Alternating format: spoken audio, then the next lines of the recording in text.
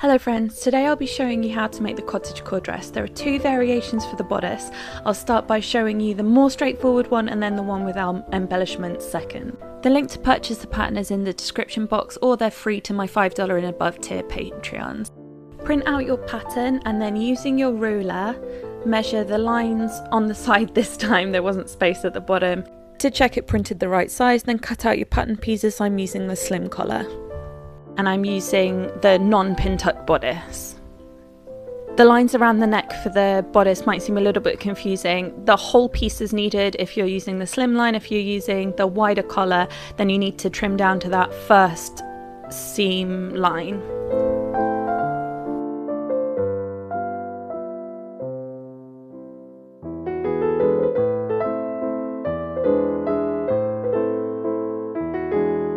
To put the collar in, we're going to use a facing, which means that we need to cut out an extra set of the bodice pieces. So one front piece and two back pieces.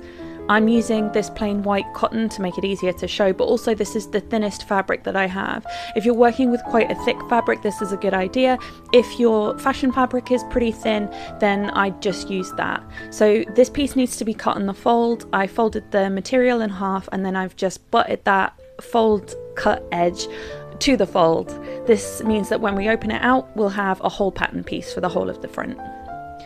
I'm using tiny fabric scissors, highly recommend for doll sewing.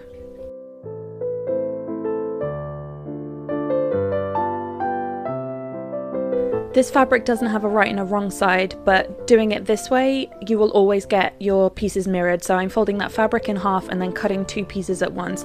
If you want to cut each of your piece separately, then make sure that you turn the pattern piece over. So you do one with the writing up and then flip it over so you've got that mirrored side.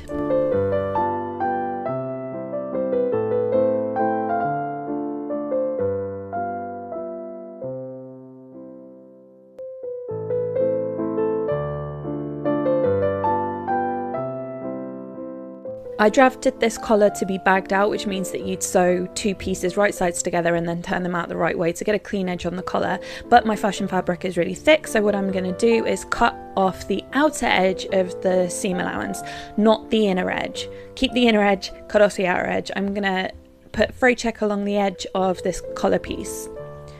You can do this with a thin fabric as well, either way is completely fine. This pattern is drafted with 5mm of seam allowance. And then we're going to do the same with the fashion fabric, so I'm cutting the bodice on the fold again.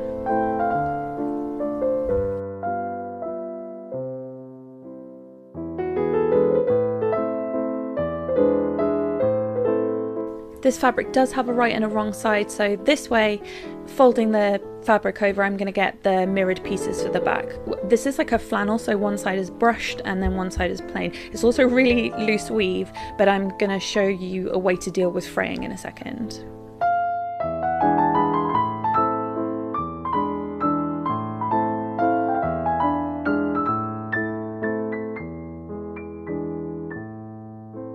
This skirt is designed as a dirndl, which means it's just a big old long rectangle that's then gathered down to fit the bodice. Super easy. You can do this for humans as well. Hi cat. But because this fabric is so thick, I decided to make the skirt a little bit shorter, like the length that will go around the doll. This is totally fine to do. I wouldn't go smaller than maybe 2/3 of the size of the full skirt, but yeah, you can make it smaller. You can make it bigger if you want, but it's already a very full skirt. I've cut two of the sleeve. These don't need to be mirrored because they're just a symmetrical shape, and two of the cuffs. I started working on the sleeve here and realised that the fabric will fray really easily, and decided to add glue all around the edge of every single pattern piece that I made. This is to make sure that it won't fray apart while I'm sewing it. If your fabric's quite stable, this is not necessary, but for a fabric that I'm struggling with, I'll always do this. It really changed my game with miniature sewing.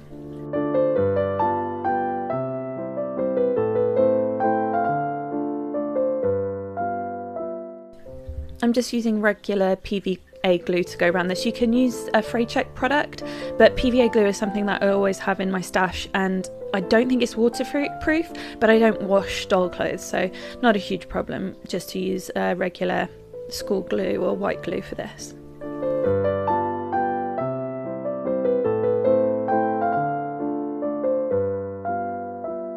So to put this together, first I'm doing the lining. I'm just going to sew those shoulder seams together. It doesn't really matter what colour thread you use. I did use white, I don't know why. This won't be visible in the final dress from the outside of the dress at least. Remember, this has a 5mm seam allowance, so that means you're sewing in 5mm from the edge of that fabric.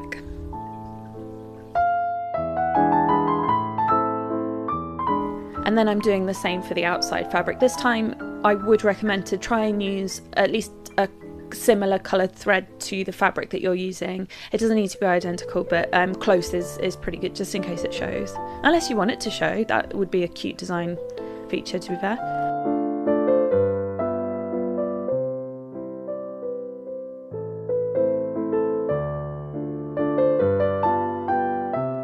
If you're finding that your clothes are looking homemade rather than handmade, a distinction we have in the craft world apparently, iron your seams. This makes a massive difference and makes your clothes look a lot more professional than finished.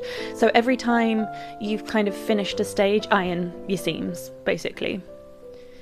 So make sure at the very least to iron these two seams. And then what we're going to do is, with the fashion fabric seams down, we're going to add that collar piece, and then with the lining we're going to do seams up and sandwich that collar in.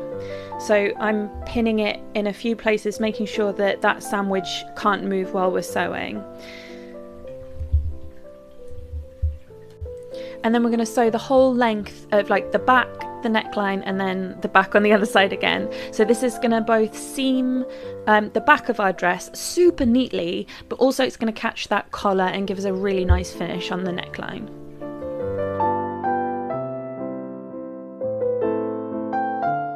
I'm going quite slowly doing this. I sped up the footage, but I'm stopping and starting the machine to kind of manipulate the pattern underneath the foot. So I'll leave the needle down, lift the foot, turn the dress, which will give me a nice clean edge around the neck.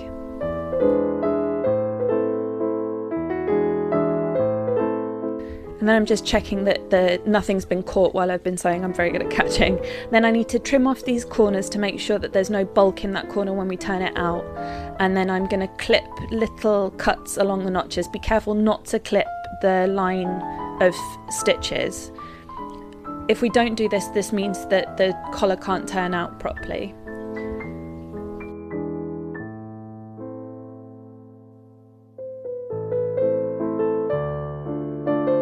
And then I turned it all out to the right side. You might find something pointy, like a screwdriver. I use a closed pair of scissors, which is not always a good idea. Sometimes it pokes through, to just make sure that all of the angular parts get turned out properly.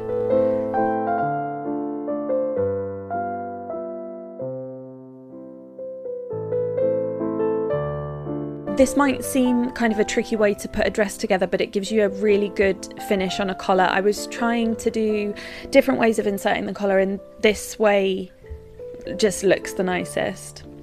To make sure the lining isn't visible around the neckline, I'm sewing together all of the inside seam allowances that are still left and the lining. I'm not sewing through the fashion fabric. This is called understitching. It is supposed to keep it down, but on this scale, not everything in human dressmaking works. I'm going to show you a different option if you're finding this isn't holding the lining down enough.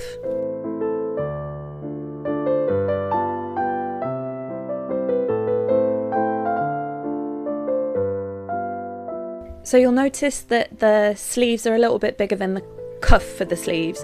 You need to gather that down in some way. You could gather it down normally with a running stitch that you pull tighter, but I decided just to put a single pleat in.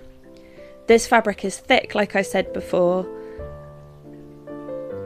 and this will reduce the size of the bottom of that sleeve so that it will fit the cuff. I'm going to show you another way on the other dress that I'll show you.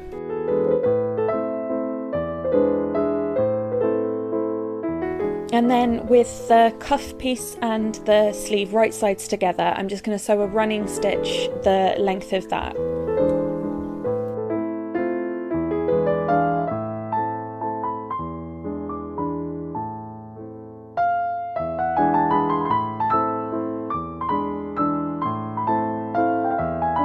So we're going to open that seam back and then fold the excess over to finish off our cuff. I'm just going to iron that flat. Depending on your fabric, you can finger iron that. I'll show you a bit later what finger ironing is if you don't know, what finger pressing. And then we're going to stitch in the ditch. So that seam that we made earlier, we're going to put a line of stitches inside that seam to try and make it not visible. If you want to, you can just top stitch if you find that easier.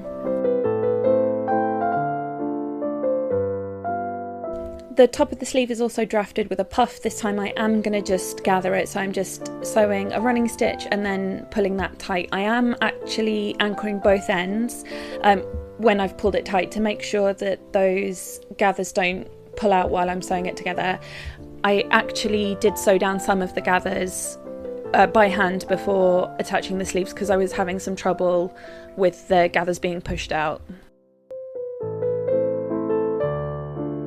Pressing everything again. If you hate ironing, I hate ironing, I'm with you. Use your hair straighteners. They're like at your desk if you do dolls anyway, right? And it makes such a big difference if you do this. Like genuinely, it looks like your doll clothes have been bought rather than homemade. So handmade over homemade, right? So something that I've been struggling with always is putting sleeves in. What I've started doing is only sewing half at a time. So I tend to sew the front half first. So I'm only pinning the front, making sure nothing is tucked, sewing that, cutting that off the ends once I've sewn that, pinning the other half and then sewing that through. And I'm finding that my sleeves are set much nicer. There's not any caught fabric, but also it's so much easier. Something else I found is that if you have the sleeve uppermost, try and curve the fabric while it's going through the machine. This will stop any of the fabric getting caught around the arm's eye as well.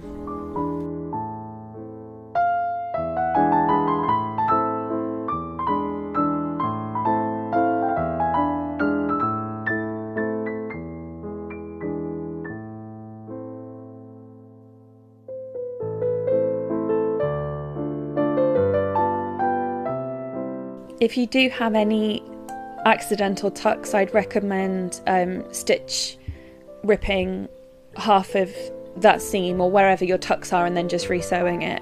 If your fabric's falling apart, then you're gonna have to recut your pieces.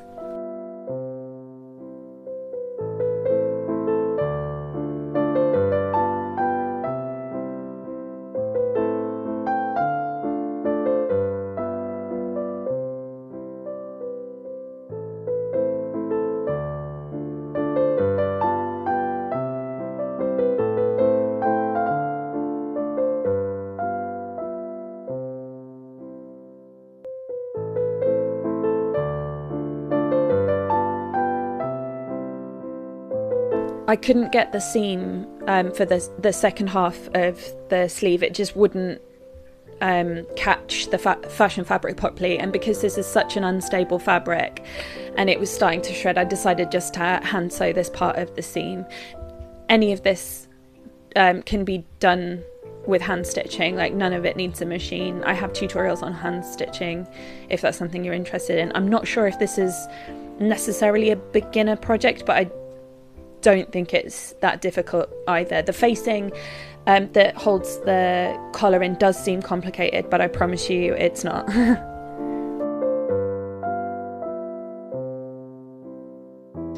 I'm then folding that in half and matching the cuffs. I always match the cuffs and sew from the cuffs first, because if you've sewn everything straight, then everything else should line up, and we can hide issues in the waistband or in the underarm way easier than we can hide it at the cuff, because we've already hemmed that, right?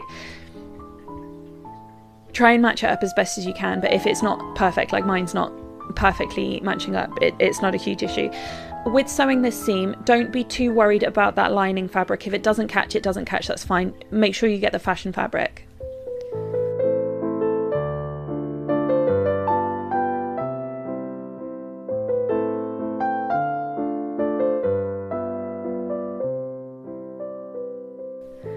So So I'm going to move on to the other type. I know I've only showed you the bodice, but the skirt goes in the same way. So if you want to see how to put the skirt in, I'll leave timestamps just forward on there. This is the dress that I made for my Faun doll. If you want to know how I painted the fabric, check that video out. I'm hemming the bottom of the skirt with a hidden stitch, a blind stitch, blind hem stitch, one of those, I'll link it, which is just a really long stitch at the back and then a tiny stitch at the front. So it's a running stitch, just uneven. It means that you can't really see it. I do machine hems as well, and I think they look okay, but this one's if you don't want that line of stitches showing.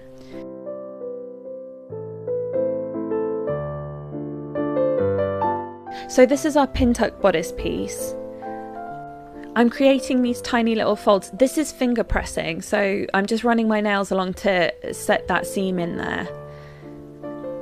I'm then pinning it, and then I am putting a basting stitch in. So I'm using a bright pink so that I can see it for when I take it out. The basting stitch is just temporary to hold it before I get it under the machine to add the stitches along the Pintucks. So I'm doing 4 Pintucks in total, 2 on each side, but I'm going to do 1 on each side first, sew those down, and then add the second ones.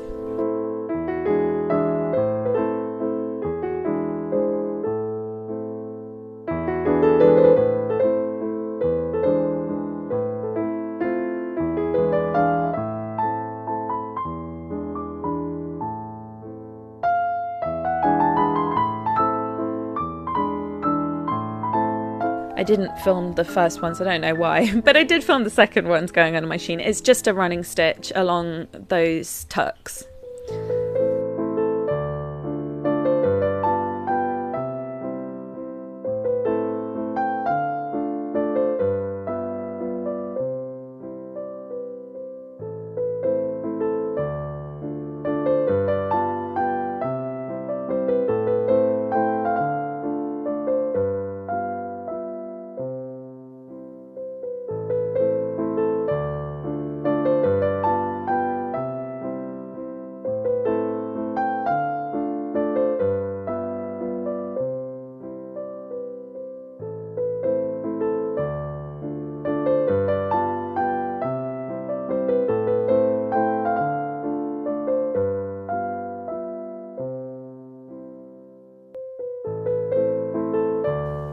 I'm then folding the middle in half and then sewing it down to make kind of a false button placket.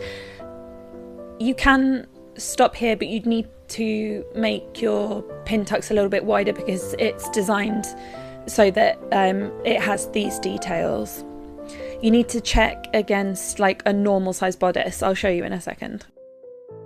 I'm just sewing this flat now just to make sure that when we add all the other pattern pieces that it will be sewn in the correct place. Later I'm going to add some tiny little doll buttons and those will hold this panel flat. I'm just checking there to make sure it's the same size. If it's too big or too small, it might not necessarily fit the doll. It's quite a forgiving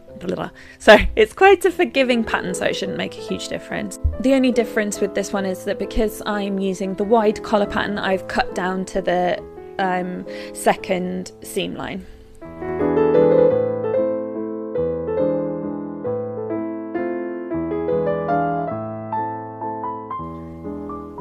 This collar I'm bagging out, so I've cut 2 pieces and then I'm sewing those together, right sides together, just around that outside seam line, not the inside one. That happens when we put the bodice together in a second.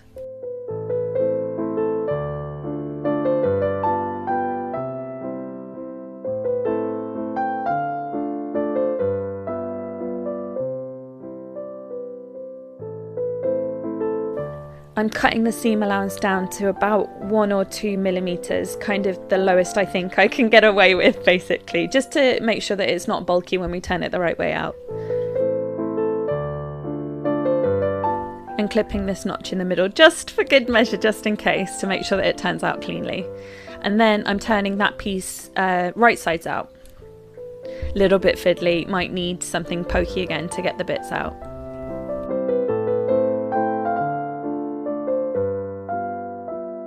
and ironing again. If you're just watching this out of curiosity, if you take nothing else from this video, please iron your little tiny doll clothes.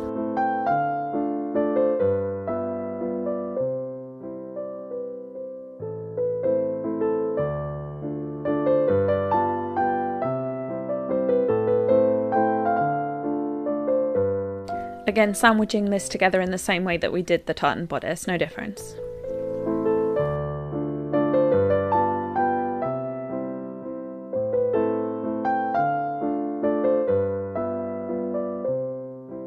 And then sewing one back seam around the neckline and the other back seam, same way as the tartan bodice.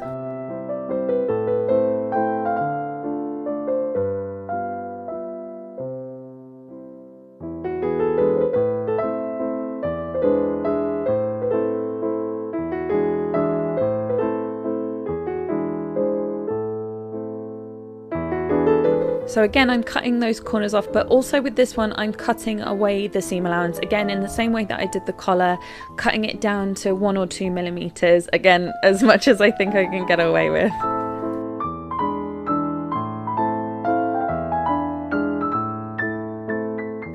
And then turning that right way out as well. So this one, instead of understitching, I decided to top stitch. So this way I'm sewing through all of the layers, so through the lining and through the top layer, but not the collar. The lining really wanted to pop out with this one, so this is just more securely holding it below the line of the collar. I only did it like kind of across the front of the bodice. I didn't bother doing it across the back panels. I'm pulling that white lining down quite a bit as well, that's where it's pinned.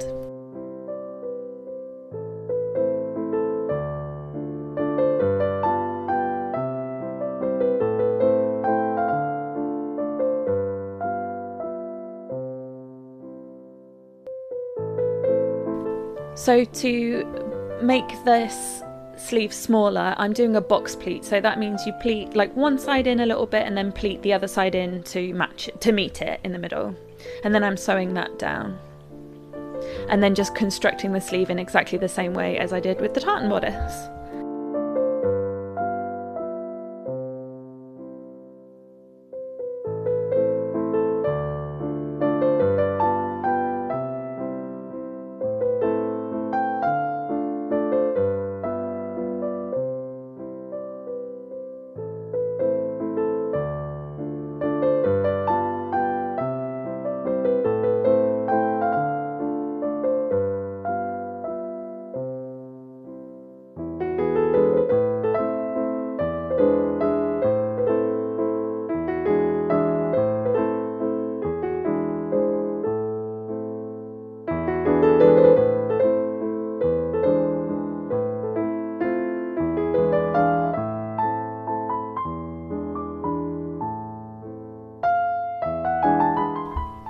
And then I'm setting the sleeves in the same way that I did in the tartan bodice.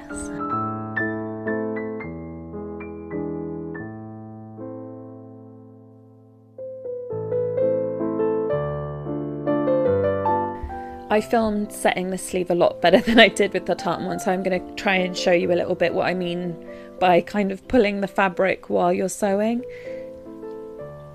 I'm trying to kind of put that fabric the way that I want it to be once the garment's finished, so hands in the way, I'm afraid, but I'm kind of curving it upwards a little bit.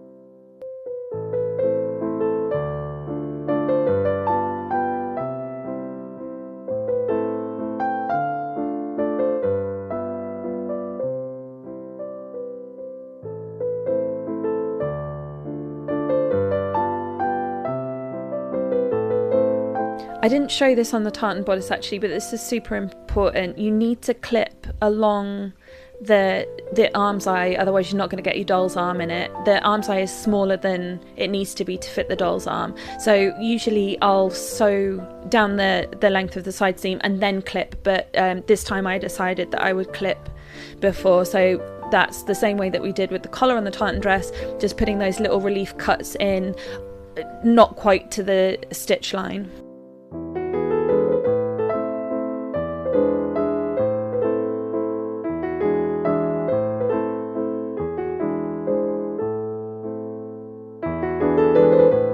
I decided to use my machine to gather this, so set your machine to quite a long stitch, just regular running stitch, and then sew a straight line across the top of whatever it is you're gathering. It's way easier with a dirndl skirt, I guess, because it's just a rectangle, right? And then what we're going to do is keep those thread tails long.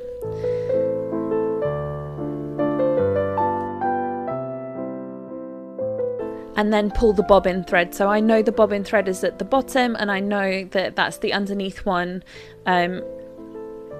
If you're struggling with this, maybe use a different colour in your bobbin, but yeah, just pull that and push the gathers along the length of the skirt.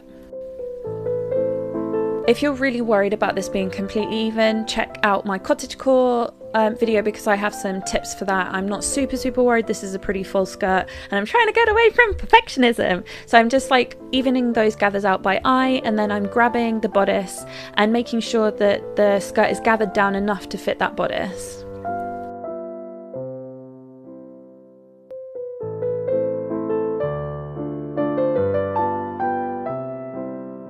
So you'll notice at either end of the skirt I've left a little bit with no gathers. This is because we're going to hem that bit anyway. So I'm doing a little bit of an overhang there. I want this to be kind of under bust, so rather than putting the skirt right at the edge of the bodice, I'm going to go a little bit higher. This is totally personal choice. If you want this the way it was designed, then match those two edges and then sew with a 5mm seam allowance.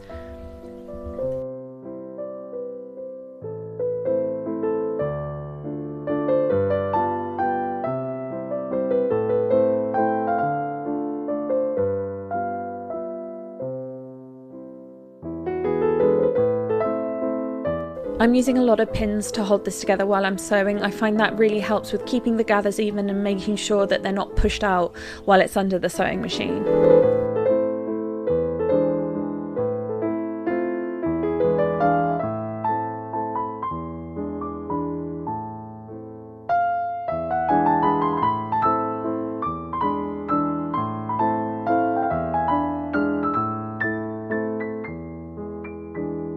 And then I'm sewing that with a straight stitch under my sewing machine, making sure to take those pins out as I get to them to make sure not to sew over them.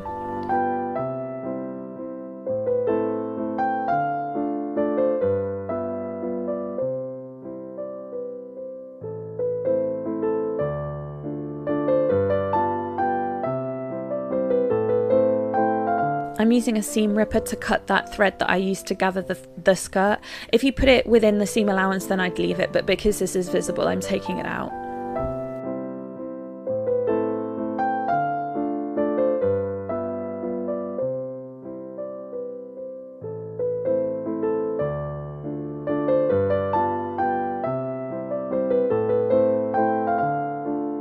Because I moved the skirt placement, there's quite a lot of like excess that will bulk up the seam, so I'm just cutting that away. I'm matching up the bottom hem and then pinning that. If you're a little bit worried that you haven't sewn everything perfectly, then match the waist, don't hem before, sew the back, then hem, if that makes sense. So I'm just sewing a straight stitch right down the back of the dress, leaving enough room to get the doll in and out. I'm a big worrier about like the strength of seams, and I've had issues with this part of the seam. I'm putting my sewing machine to a zigzag stitch, making the length of the stitch really short and the width of the stitch about 3mm, and then I'm just sewing a bar tack, so that means it'll go side to side really fast and make a really strong little point there to make sure that that seam doesn't tear.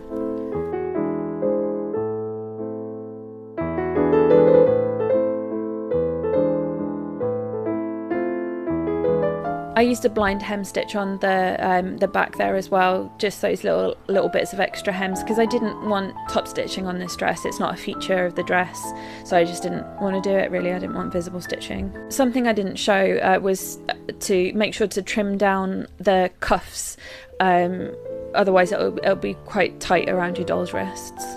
Wrists.